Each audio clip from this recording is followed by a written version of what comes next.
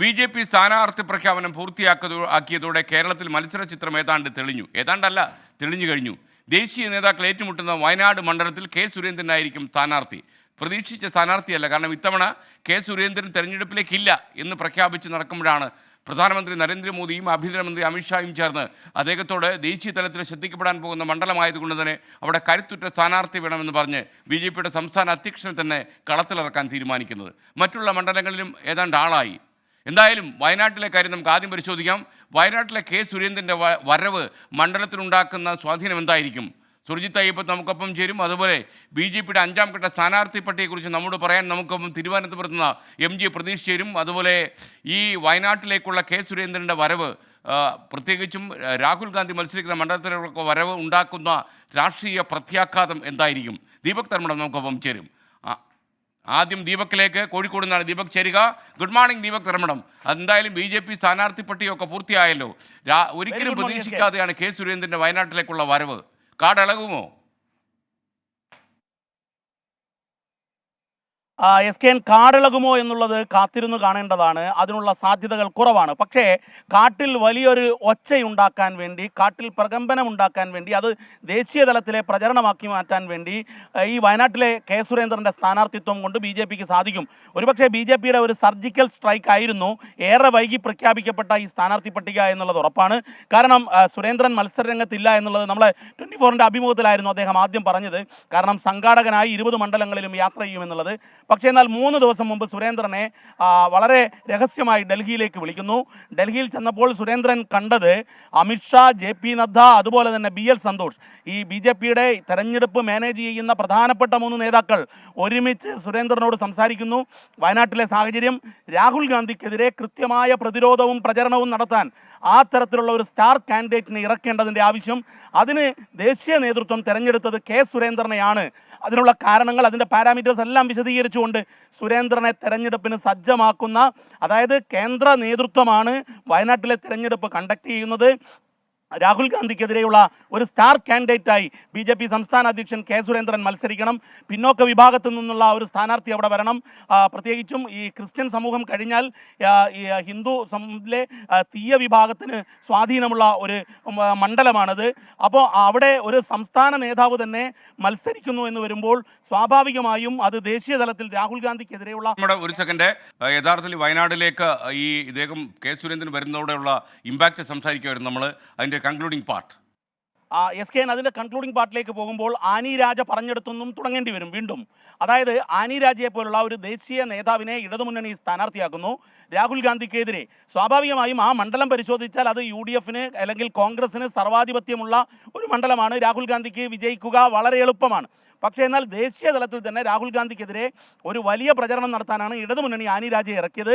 അതുകൂടി കണക്കിലെടുത്തുകൊണ്ടാണ് ബി.ജെ.പിയുടെ ദേശീയ നേതൃത്വം കെ സുരേന്ദ്രനെ ഇറക്കിയത് എന്നുള്ളത് വ്യക്തമാണ്. ഞാൻ അല്പം മുമ്പ് കെ സുരേന്ദ്രനുമായി ഫോണിൽ സംസാരിച്ചു. അദ്ദേഹം ആലപ്പുഴയിലെ പരിപാടിക്ക് പോയിക്കൊണ്ടിരിക്കുന്നു എന്നാണ് പറഞ്ഞത്. നാളെ വയനാട്ടിലെത്തും. നാളെ വലിയൊരു റോഡ് ഷോ കൂടിയായിരിക്കും കെ സുരേന്ദ്രൻ്റെ വയനാട്ടിലേക്കുള്ള, SKN പറഞ്ഞ പോലെ കാടുപ്രദേശത്തേക്കുള്ള അങ്ങേരുടെ ഒരു രംഗപ്രവേശനം. ഏതായാലും ബി.ജെ.പിയുടെ ദേശീയ നേതൃത്വത്തിൻ്റെ തീരുമാനപ്രകാരമാണ് കെ സുരേന്ദ്രൻ വയനാട്ടിൽ മത്സരിക്കുന്നത്. ഒരുപക്ഷെ കെ സുരേന്ദ്രന് കിട്ടുന്ന ഒരു രാഷ്ട്രീയ അംഗീകാരം തന്നെയാണ് ബി.ജെ.പി നൽകുന്നത്. രാഹുൽ ഗാന്ധിക്കെതിരെ സ്ഥാനാർത്ഥിയാക്കി നിർത്തുന്നു. ജയിക്കുകയോ ഇല്ലയോ എന്നുള്ളത് രണ്ടാമത്തെ പ്രശ്നമാണ്. ചിലപ്പോൾ ഈ രാഹുൽ ഗാന്ധിക്കെതിരെ വലിയ പ്രചരണം നടത്തുന്ന ഒരാളെ തോറ്റു കഴിഞ്ഞാലും കേന്ദ്ര മന്ത്രിസഭയിൽ ഉൾപ്പെടുത്താനുള്ള സാധ്യത കൂടി ഉണ്ടാകുമെന്നുള്ളതാണ് നമുക്ക് പ്രവചിക്കാൻ പറ്റുന്നത് ഈ ഘട്ടത്തിൽ. കാരണം അത്രയും ഗൗരവത്തോടെയാണ് അമിത്ഷയും JP നദ്ദയും BL സന്തോഷും വയനാട്ടിൽ സ്ഥാനാർത്ഥിയാക്കാൻ ദേശീയ നേതൃത്വം തീരുമാനിച്ച കാര്യം കെ സുരേന്ദ്രനോട് പറഞ്ഞത്. ഏതായാലും വയനാട്ടിലെ ചിത്രം മാറുന്നു. ഇന്ത്യയിലെ തന്നെ ഒരു താരമണ്ഡലമായി വയനാട് കെ സുരേന്ദ്രൻ്റെ കൂടി എൻട്രിയോടുകൂടി മാറുകയാണ്. SKN ദീപക് തരമ്മ, ഒരു കാര്യം കൂടി. ദീപക്, യഥാർത്ഥത്തിൽ ഈ എറണാകുളത്ത് മത്സരിക്കാൻ പോകുന്ന മേജർ രവി ആണെന്ന രീതിയിലുള്ള വ്യാപകമായ പ്രചാരണങ്ങൾ വന്നിരുന്നു. എന്നാൽ മേജറിനെ ഇപ്പോൾ കാണുന്നില്ല.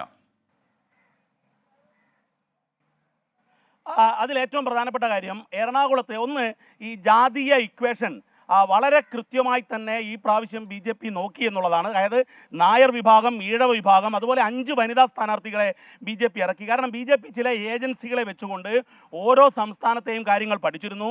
ഇതുകൂടാതെ തന്നെ കേന്ദ്ര ഏജൻസികൾ, അതായത് IB പോലുള്ള ഏജൻസികളോട് ഇലക്ഷൻ്റെ പ്രാഥമിക പഠനം നടത്താൻ വേണ്ടി കേന്ദ്ര ആഭ്യന്തര മന്ത്രാലയം നിർദ്ദേശിച്ചിരുന്നു. അവരുടെ പ്രാഥമിക റിപ്പോർട്ട് ഇതെല്ലാം നോക്കുമ്പോൾ ഈ എറണാകുളത്ത് പ്രത്യേകിച്ചും ഈ കടപ്പുറം ഏറെയുള്ള ഒരു പ്രദേശമായതുകൊണ്ട് ഈ മത്സ്യത്തൊഴിലാളി കുടുംബങ്ങളിലുള്ള വോട്ട്, അതുപോലെ തന്നെ ഉന്നത വിദ്യാഭ്യാസ മേഖലയിലുള്ള വോട്ട്, ഇപ്പോൾ ഡോക്ടർ കെ എസ് രാധാകൃഷ്ണനെ സംബന്ധിച്ചിടത്തോളം വളരെ വലിയ ശിഷ്യ പരമ്പരയുണ്ട്. അങ്ങനെയൊക്കെ നോക്കുമ്പോൾ മാത്രമല്ല നേരത്തെ കോൺഗ്രസിനൊപ്പം നിന്നിരുന്ന ഒരാളാണ്. KV തോമസ് മാഷെ പോലുള്ളവരുമായി വളരെ അടുത്ത ബന്ധം, ഉമ്മൻചാണ്ടിയെ പോലുള്ള പഴയ മുതിർന്ന നേതാക്കളുമായി വളരെ അടുത്ത ബന്ധം. അങ്ങനെയുള്ള ഒരാളെ അവിടെ ഇറക്കുന്നത് എന്തുകൊണ്ടും മേജർ രവിയേക്കാൾ നന്നായിരിക്കും എന്നുള്ള ഒരു വിലയിരുത്തൽ തന്നെയായിരിക്കും. മറ്റൊന്ന് സാമുദായിക ഇക്വേഷൻ കൂടി ഒരു പ്രധാന ഘടകമായി കണക്കിലെടുത്തു എന്നുള്ളതാണ് BJPയുടെ മുതിർന്ന നേതാക്കളുമായി സംസാരിക്കുമ്പോൾ മനസ്സിലാക്കാൻ സാധിക്കും. Thank you Deepak Tharamadam. ഇനി വയനാട്ടിൽ നിന്ന് സുർജിത്ത് അയ്യപ്പത്ത് കൂടി നമുക്കൊപ്പം ചേരുന്നു. കെ സുരേന്ദ്രൻ വയനാട്ടിലെത്തുമ്പോൾ സുർജിത്ത് പറയട്ടെ. ഗുഡ് മോർണിംഗ് സുർജിത്ത് അയ്യപ്പത്ത്, പറയൂ.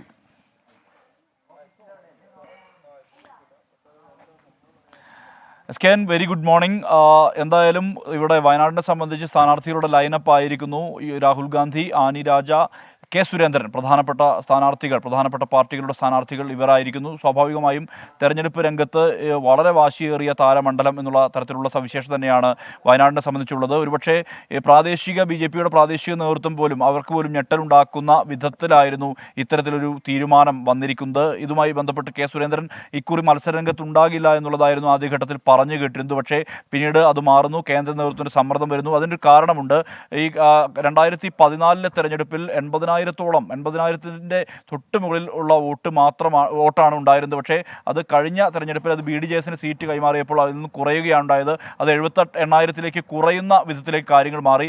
അതുകൊണ്ട് തന്നെ വലിയ രീതിയിലുള്ള വിമർശനം BJPയുടെ സംസ്ഥാന നേതൃത്വത്തിന് ഏറ്റുവാങ്ങേണ്ടി വന്നു. കാരണം രാഹുൽ ഗാന്ധിക്കെതിരെ ശക്തനായ ഒരു സ്ഥാനാർത്ഥിയെ നിർത്താൻ വേണ്ടി തയ്യാറാകുന്നില്ല എന്നുള്ള തരത്തിലുള്ള ആക്ഷേപങ്ങൾ പൊതുവെ ഉയർന്നു. ഇതിൻ്റെ എല്ലാം തന്നെ അടിസ്ഥാനത്തിലാണ് ഇക്കുറി ഒരു ശക്തമായ മത്സരം സംഘടിപ്പിക്കുക എന്നുള്ള തരത്തിൽ തന്നെയാണ് കെ സുരേന്ദ്രനെ അവതരിപ്പിച്ചിരിക്കുന്നത്. പക്ഷേ BJPയെ സംബന്ധിച്ചിടത്തോളം വലിയ വോട്ട് വിഹിതം ഇല്ലാത്ത ഒരു മണ്ഡലമാണ് വയനാട്. ഇവിടെ എന്ത് തരത്തിലുള്ള ഇടപെടൽ കെ സുരേന്ദ്രൻ വരുന്നതുകൊണ്ട് എന്ത് തരത്തിലുള്ള ഇടപെടൽ ഉണ്ടാകുമെന്നുള്ളതാണ് ഏവരും ഉറ്റുനോക്കിക്കൊണ്ടിരിക്കുന്നത്. കഴിഞ്ഞ തവണ BDJSനെ സംബന്ധിച്ച് വലിയ ദുർബലമായ രീതിയിലേക്ക് അത് ചുരുങ്ങുന്ന തരത്തിലേക്ക്, വോട്ട് വീതം ചുരുങ്ങുന്ന തരത്തിലേക്ക് കാര്യങ്ങൾ മാറിയിരുന്നു NDAയുടെ. പക്ഷേ ഈ ഘട്ടത്തിൽ ഉയർന്നു കേട്ട പേരുകൾ മറ്റ് പല പേരുകളുമാണ്.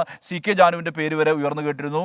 അതുപോലെ തന്നെ സന്ദീപ് വാര്യരുടെയും അബ്ദുള്ളക്കുട്ടിയുടെയും ഉൾപ്പെടെയുള്ള പേരുകൾ ഉയർന്നു കേട്ടിരുന്നു. പക്ഷേ അതിൽ നിന്നെല്ലാം തന്നെ മാറ്റമുണ്ടായി. ഏറ്റവും ഒടുവിൽ കെ സുരേന്ദ്രനെ അവതരിപ്പിക്കുമ്പോൾ എന്താണ് കണക്കുകൂട്ടുന്നത് എന്നതിന് ഉത്തരം അത് ശക്തമായ മത്സരം സംഘടിപ്പിക്കുക എന്നുള്ളതാണ്. എന്തായാലും ഈ തെരഞ്ഞെടുപ്പ് രംഗത്ത് വളരെ സജീവമായ രീതിയിലുള്ളത് ആനിരാജയാണ്. അവർ തുടക്കത്തിൽ തന്നെ ഇവിടെയുണ്ട്.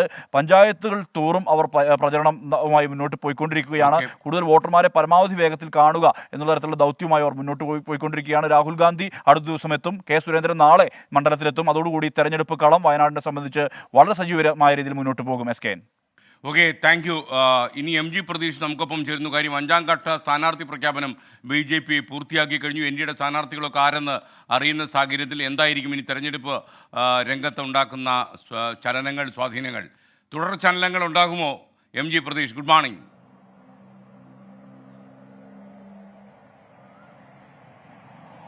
Good morning SKN. 4 മണ്ഡലങ്ങളിൽ കൂടി BJP സ്ഥാനാർത്ഥി പ്രഖ്യാപനം പൂർത്തിയായതോടെ കേരളത്തിൽ ലോക്സഭാ തെരഞ്ഞെടുപ്പിന്റെ മത്സരചിത്രം തെളിഞ്ഞിട്ടുണ്ട്. ഇടതു വലത് മുന്നണികൾ നേരത്തെ തന്നെ പ്രചരണ രംഗത്ത് സജീവമായിട്ടുണ്ട്. 5ാം ഘട്ട പട്ടിക കൂടി പുറത്തു വന്നതോടെ ഈ 4 മണ്ഡലങ്ങളിൽ BJP സ്ഥാനാർത്ഥികൾ ഇന്നു മുതൽ പ്രചരണത്തിൽ സജീവമാകും. മാത്രമല്ല ഈ പ്രധാനപ്പെട്ട മണ്ഡലങ്ങളിൽ, താരമണ്ഡലങ്ങളിലടക്കം കടുത്ത മത്സരങ്ങൾ ഉണ്ടാകുമെന്ന ഒരു വിവരം തന്നെയാണ് നമുക്ക് ഈ ഘട്ടത്തിൽ പുറത്തു വരുന്നത്. മറ്റൊരു പ്രത്യേകത, കേരളത്തിലെ പ്രതിപക്ഷ മുന്നണികളിലെ സംസ്ഥാന അധ്യക്ഷന്മാർ കൂടി ലോക്സഭാ തെരഞ്ഞെടുപ്പിൽ മത്സരിക്കുന്നു എന്നുള്ള പ്രത്യേകത കൂടി ഇത്തവണ ഉണ്ട്. നേരത്തെ പത്തനംതിട്ടയിലടക്കം കെ സുരേന്ദ്രൻ മത്സരിക്കുമെന്ന വാർത്തകൾ പുറത്തു വന്നിരുന്നു. അപ്പോഴൊക്കെ തന്നെ താൻ മത്സരരംഗത്തില്ല എന്നുള്ളൊരു പ്രഖ്യാപനമായിരുന്നു കെ സുരേന്ദ്രൻ നടത്തിയത്. പക്ഷേ രാഹുൽ ഗാന്ധിക്കെതിരെ ശക്തനായ ഒരു സ്ഥാനാർത്ഥിയെ വേണമെന്ന തീരുമാനത്തിൽ കെ സുരേന്ദ്രൻ വയനാട്ടിൽ മത്സരിക്കുന്നു. നേരത്തെ തിരുവനന്തപുരം മണ്ഡലത്തിൽ ഈ ജനവിധി തേടിയിരുന്ന G കൃഷ്ണകുമാറാണ് കൊല്ലത്ത് മത്സരിക്കുന്നത്. കഴിഞ്ഞ ദിവസം കാരണം ഈ പ്രഖ്യാപനം വന്നതിന് പിന്നാലെ തന്നെ പ്രതികരിച്ച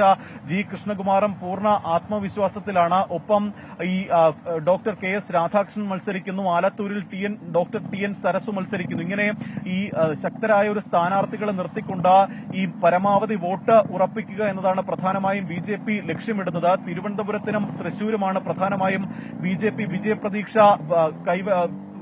വിജയപ്രതീക്ഷ വയ്ക്കുന്ന മണ്ഡലങ്ങൾ. പക്ഷേ മറ്റ് മണ്ഡലങ്ങളിലും പരമാവധി വോട്ട് നേടുക എന്നതാണ് പ്രധാനമായും BJP ഇപ്പോൾ ലക്ഷ്യം വയ്ക്കുന്ന കാര്യം. അതുകൊണ്ട് തന്നെയാണ് അത്തരത്തിൽ ശക്തരായ ഒരു സ്ഥാനാർത്ഥിയെ നിർത്തിയിരിക്കുന്നത്. രണ്ടാം ഘട്ട പ്രചരണത്തിലേക്ക് മറ്റ് മുന്നണികളൊക്കെ തന്നെ കടന്നെങ്കിലും പ്രചരണ രംഗത്തിൽ കൂടുതൽ സജീവമാകാൻ തന്നെയാണ് ഈ സ്ഥാനാർത്ഥികളുടെ തീരുമാനം. വരും ദിവസങ്ങളിൽ വലിയ റോഡ് ഷോകളിലൂടെ ആയിരിക്കും ഈ സ്ഥാനാർത്ഥികൾ മണ്ഡലത്തിൽ കൂടുതൽ സജീവമാകുന്നത്. എന്തായാലും ശക്തമായൊരു മത്സരം പല മണ്ഡലങ്ങളിൽ നടക്കുമെന്നതാണ് ഈ ലോക്സഭാ തെരഞ്ഞെടുപ്പിന്റെ ഏറ്റവും പ്രധാനപ്പെട്ട കാര്യം. അതാ ഈ ഇടത് വലത് മുന്നണികളുടെ ശക്തരായ സ്ഥാനാർത്ഥികൾ മത്സരിക്കുന്നു എന്നുള്ള പ്രത്യേകത കൂടി ഈ തിരഞ്ഞെടുപ്പിലുണ്ട്. SK.